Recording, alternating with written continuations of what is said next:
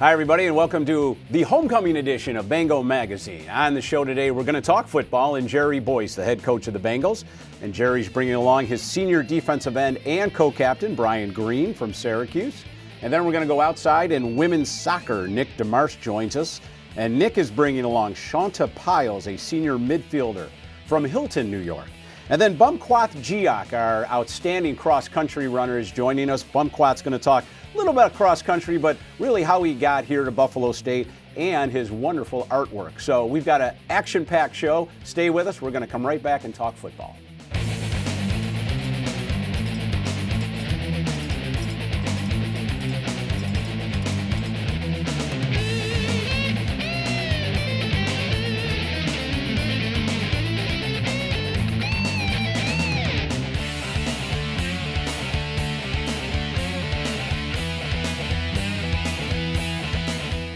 Well, we're going to talk a little football now, and Jerry Boyce joins us, the head coach of the Bengals, and Brian Greene, his outstanding defensive end and co-captain. And boss, why don't we start with a little season update?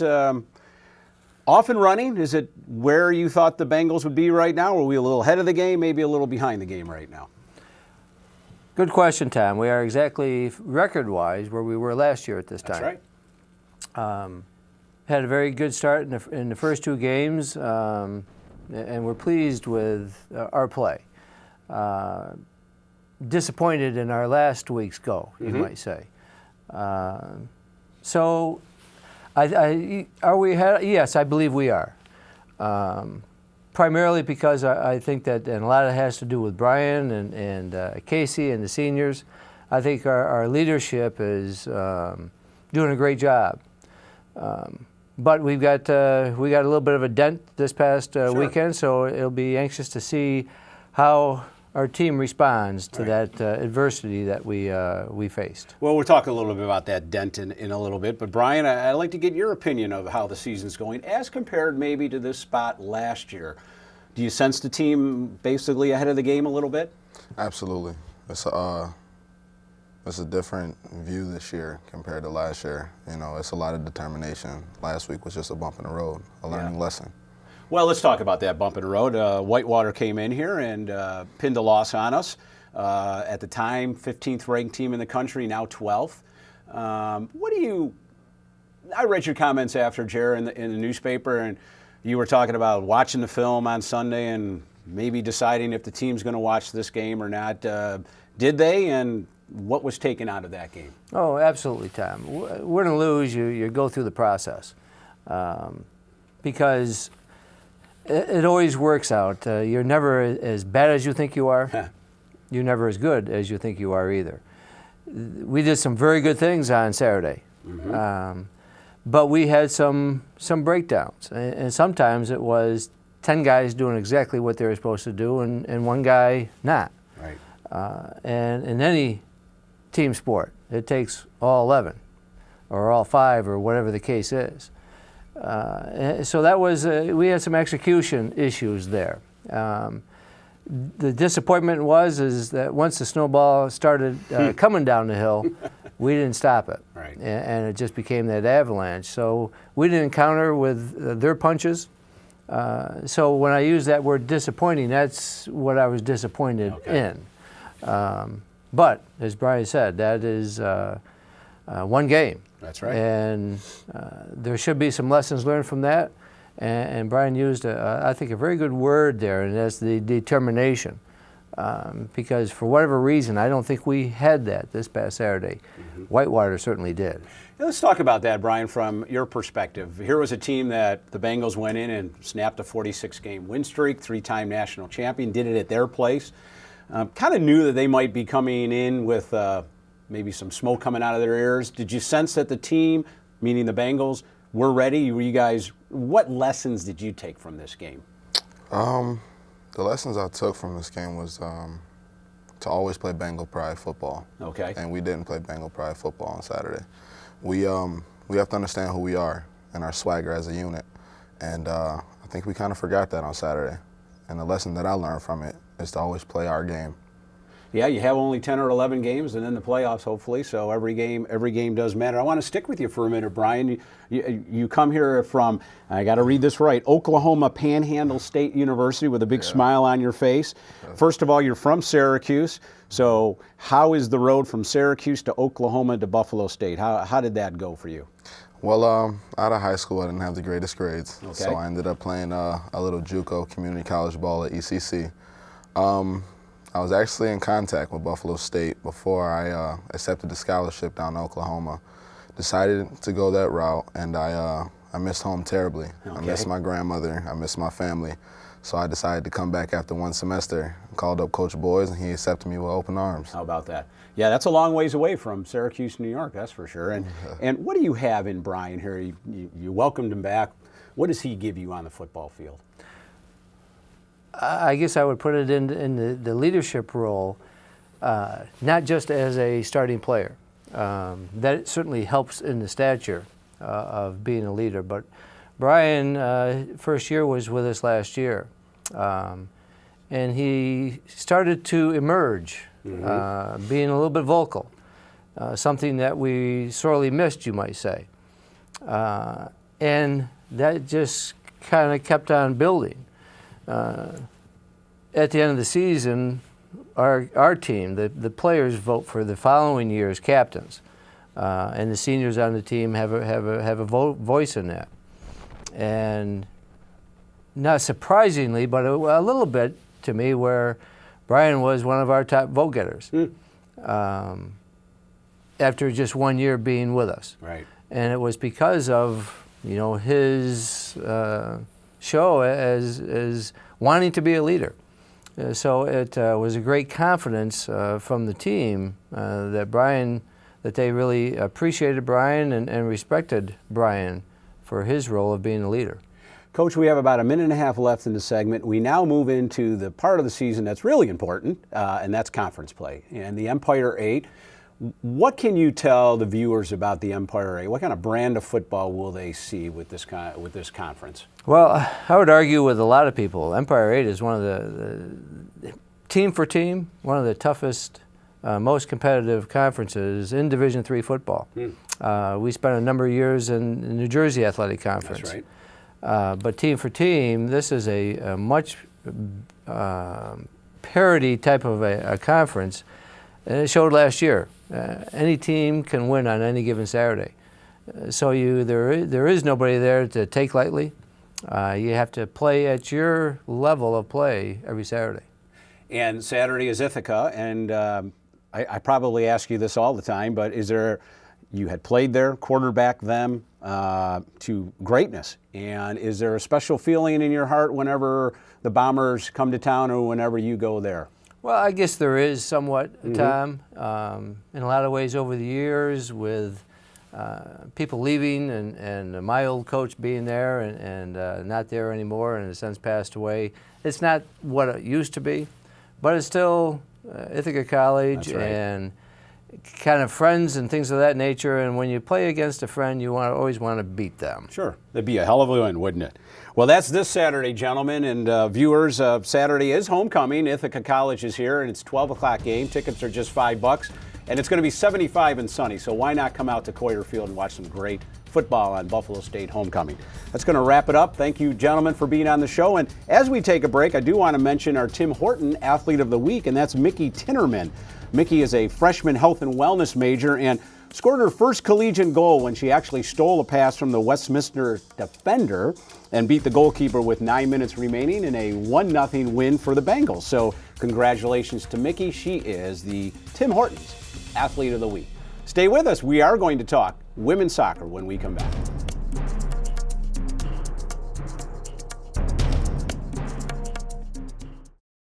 I want to remind everybody out there that the Hall of Fame induction ceremony is taking place this Friday, September 27th. Begins at 6:30 on the main floor of the sports arena. And then around 7:30, we walk right next door to midcourt and we have the actual induction ceremony. And this year, our Hall of Fame inductee class includes John Maddie from football, Chris Fuller from basketball, Janelle Oros from track and field, Ray Perez from soccer, and Mario Hicks from track and field. And in the honorary category, Joe Odessa will be inducted. So that is the class of 2013, the Buffalo State Athletics Hall of Fame ceremony this Friday, September 27th at 6:30. Tickets are still available. Give my office a call at 878-6514 if you want to make it out. Looking forward to that, and looking forward to talking to women's soccer right now. Nick DeMarsh, one of my favorite coaches here at Buffalo State, among 17 that we have, so they're all my friends. And he's bringing along Shaunta Pyles from Hilton, New York? Yeah. Correct. So, like we talked with Jerry, the season's off and running, off to a pretty darn good start, 4-2-1. Kind of curious, do you feel you're ahead of the curve or at the curve or a little behind the curve where you thought you'd be? I think we're steady. I mean, we're right where we should be. I think we could easily be undefeated right now. Really? Okay. Some of our wins were good wins, but I think the losses that we took were great lessons for us, but unnecessary ones. A little bit of self-inflicted pain, but I think we're doing pretty well. Okay, so we have some self-inflicted pain, and that hurts. What happened in those games, Shaunta, from a student-athlete perspective? It was a poor loss. We played really, really well the entire game. It's just a matter of, I guess, the end of the game, the last 20 minutes, the most important time when we should be working our hardest. And just one little slip up, and the other team took advantage. Let's talk about the 4 wins instead of being a Debbie Downer here. What have you seen in the wins that excites you about this team? Well, what I like is that we look pretty organized, and we look very tough and stubborn defensively. We don't give up a lot. We have a nice system in place that allows us to stay organized behind the ball. And helps to pressurize the other team and not give them too many opportunities. So it's making us tough to beat. Okay. Bring in the Westminster game, the latest win, a 1-0 win. Is that what you saw in that game? What can you take out of that game moving into this weekend in conference play? Well, Westminster is a bit of a different animal than a Geneseo and Brockport. That being said, I thought in terms of tempo and what we wanted to do, we controlled that game pretty well. And we didn't really give them very many opportunities at all. And the nice thing was when we made a small adjustment at the end of the game that it paid off, and we were able to get a result. Great. Shaunta, you are in your 4th year of playing for the Bengals, and when I did my research, I was curious. You've already doubled your goal output from last year. You had 1, now you have 2. You lead the team in goal scoring. Not a lot of goal scoring. We're going to get to that in a little bit, but what do you look for your senior season? What are your personal goals? I mean, I'm already off to a better start than the last 3 years. I would like to finish the strongest that I have this year. I think with the teammates I have and the formation that we play, I think it utilizes everyone's different strengths to help me, we work well together, and with that, it's helping the rest of us increase our goals. I would like to have a lot of goals this season. That's it's interesting because you probably answered my next question. Why have you already doubled your goals? And what you're saying is there's a different kind of strategy maybe, and in working toward her this year. Could that be correct, Nick, in stating that? Well, we've changed our system for the first time in many years, and Shaunta, now being a senior, has put the time and the work in, and she understands what we're after. So being a senior, she's seen it and done it and knows the expectation, and she's getting more minutes now, and more minutes means more opportunity, and she's taking advantage of that. You have had 6 1-0 games, whether wins or losses, and the other game was a tie, and that was 1-1. And I found that to be curious this morning when I was researching. Is there a reason for that? Is that to be expected as we continue forward? Maybe a style of play or whatever, or is it just coincidence? Well, I think it is system and style of play. It's the system that we play now is versatile, and it can do a lot of things, and we've used it to defend better. But if you, in soccer, add more to your defense, you maybe take a little bit away from your attack. So we've sat back a little bit more. I don't want to give our secrets away to everybody watching. Absolutely not, because there are thousands watching right now. But, we sit behind the ball a little bit better and look to counter and see if we can spring the attack with maybe 2 or 3 quick passes and get in front of the goal. And if you execute, that's great. And if you don't execute, you get a lot of 1-0, 0-0, 1-1 games. And so you kind of have to wait for your time to appear, and then when it does, kind of seize the moment. Right. I mean, we definitely have a lot of chances. We try really hard to get as many shots off as we can. Okay. There is like a statistic, so many shots comes a goal. So we try to aim for that, but it is a lot of just wait for that one perfect ball and then we're off. Okay.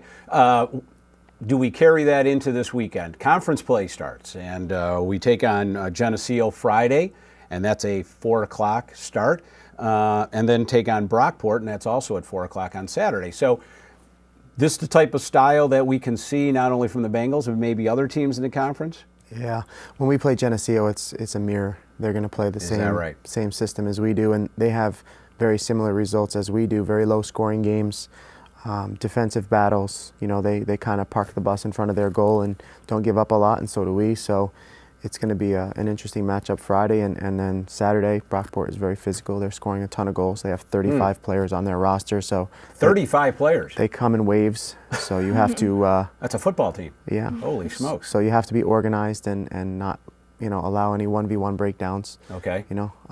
Just like any sport, the system works, but it also comes down to just 1v1s and individual execution. So hopefully we're prepared for that, and should be a good weekend. We are going to take a quick break, but I want to remind everybody that on campus now are 2 bronze Bengal statues, and those are new to campus, and in an effort to create tradition, we hope that you'll come out and take some pictures with the Bengal, and when you come to the next game, stop on over. Not many people know that we used to be called the Orange and the Orange Men, and then that got confused with Syracuse.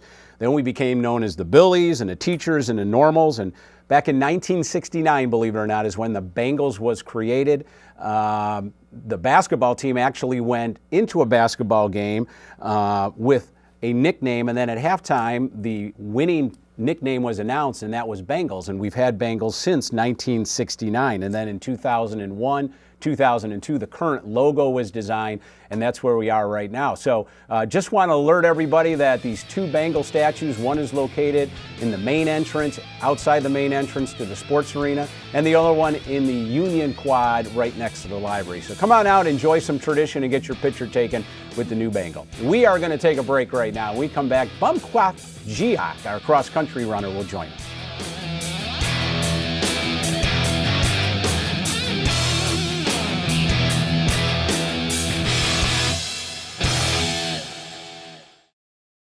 Well, it's a big week on campus. It's homecoming week here at Buffalo State. And I want to remind the viewers that you can participate in some of the activities, especially Saturday, September 28th.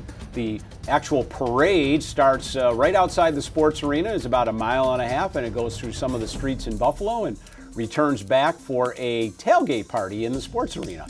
That starts at about 10:30, 10:45, and it goes right up until noon, when the football team takes on Ithaca at Coyer Field. That's a noon kickoff. Tickets are $5 for that, and it's going to be a beautiful day, 75 and sunny, they say. And why not stick around for women's soccer right after the football game?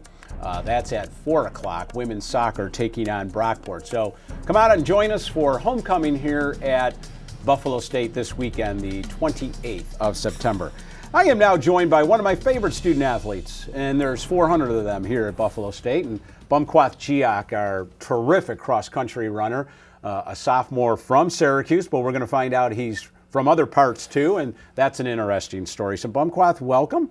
Real quickly, we're going to talk very little about the cross-country season and then about you, but how's the season going? I know you've had some good finishes so far. Well, the season is going pretty good right now. Right now, for me, I'm doing everything in tempo, which is I'm not running as fast as I want to. Okay. Yeah, because I had a little injury during summer, so okay. I haven't trained much. But well, you right look now great, so I wish I didn't train as much and look like you. So. Well, anyway, I try. There you go. Yeah. Let's talk about Bumkoth the person a little bit, because it's a fascinating story. It's listed that you're from Syracuse, New York, but you're really not from Syracuse, New York. Why don't you let the viewers know where you're from and how you got to Syracuse? Well, Tom, thank you very much. Well, I'm from Ethiopia, but my family, a long time ago, they're from Sudan. As a civil war, we know that the war is going on all around the world. So I was in Ethiopia, and then somehow I get into a United Nations refugees camp with my parents. So, and then I got a chance to come to the United States, and you know what? I took that chance. Yeah. So I come to the U.S. because I love to be here. What was that? Let me stop you there. What was that like in Ethiopia at the UN refugee camp? It must have been a time where you thought, what's going on in my life? Where is my home? You really didn't have a home. How old were you at the time, and what were you thinking? Well, I was little, and you know, as a young child, everything I know now, I don't know them when I was little. Sure, so I didn't really know what I was into, what my life's gonna turn out. So I didn't really know the answer for that. Okay. Yeah. But then you got to Syracuse through the UN refugee camp, and then in Syracuse, the Catholic Charities organization took over. Yes. And tell us how that worked in your favor and you meeting somebody. When I got here in Syracuse, when I met my foster parents, it was very, you know, I don't want to say great, but at the same time it was kind of awkward meeting people you don't know. Sure. At the same time, I didn't know where I was going, and not to mention I didn't speak English. Yeah. But so I met my foster parents, and I was very happy to be in the new home, you know, see their house. You know, I never see a big house like. So you're not speaking any English at all at this time? And how old are you? I was 14. 14 years old. Is that when you met Lopez Lemong? I heard about Lopez Lemong, but Lopez was actually in the program. But I heard about him. I went to high school, and I joined the gym class, right? Okay. And when I joined the gym class, I ran a mile like 5 minutes. Right. And then the gym teacher took me to the cross country team and say, you know what? Let me introduce you as a cross country team. Oh, okay. And then they got me into running. I was a soccer player back then. And we should let the viewers know that Lopez Lemong is a two-time Olympian in the distance for the United States.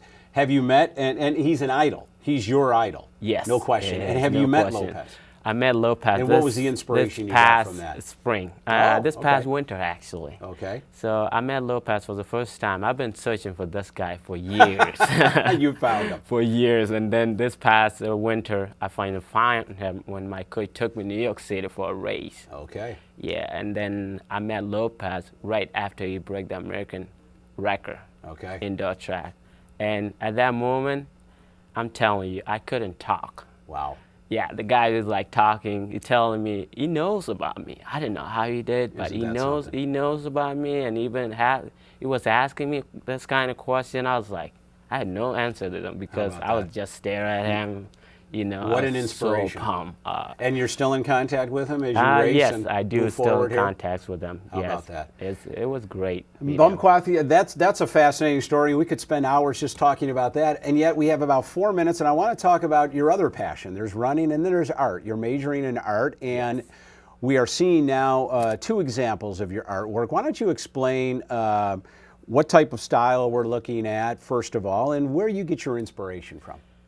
Well, you know, when I was home, I used to draw a cartoon, but just for fun, kids playing. But when I joined in Syracuse, when I went in high school, I didn't speak English. So the only thing I can understand or have fun is me pick up a brush and paint, do something. Wow. That was my language, because I didn't understand my friend. All I have to do is go to a classroom, go to a painting class, and just paint all day long. And all of a sudden it become my things, you know. It's like I love and enjoy it, and I had a great teacher, and I just keep painting. Okay. It's kind of memory of what I used to be in when I was a little, sure. You know, yeah. Now I notice these are portraits. Is that the style that you work toward, or are you doing others? And you had mentioned it's an impressionist type style. Why don't you tell us about, is this what we could see in your artwork? Portraits. I can do anything, pretty much. I can do all kinds of style. Okay. But what I'm going toward impressionist, because I like dealing with color. Okay. I grew up as a poor child, And then right now, for me using less color, it's in me, it seemed like I'm still poor, so I want to use more color to represent that. I want my painting to look rich, you know. Bumkoth, congratulations, and really great for you to be on the show and let people know about you. Thank you very much. Well, that is going to wrap it up for Bengal Magazine. I want to thank everybody that was on the show, including those at Instructional Resources. We'll see you again in 2 weeks for more Bengal Magazine.